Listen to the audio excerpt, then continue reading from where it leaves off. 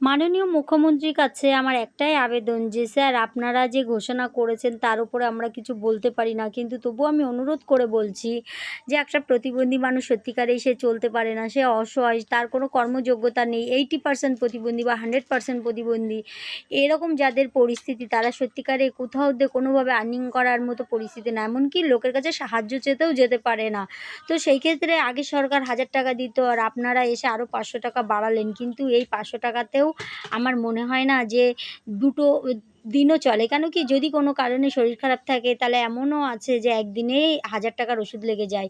তো সুস্থ মানুষ সে যদি অন্নপূর্ণা যোজনায় 3000 টাকা পেতে পারে, যারা যুবকরা তারা পড়াশোনা কোয়ালিফিকেশন দিয়ে তারা যদি 3000 টাকা পেতে পারে, বা আরও যারা আছে তাদের সব জায়গায় অঙ্গনওয়াড়ি থেকে আশাকর্মী থেকে সবাই যখন এত টাকা পাবে, তাহলে এরা নিঃস্ব বলে এরা কেন এত কম টাকা পাবে স্যার?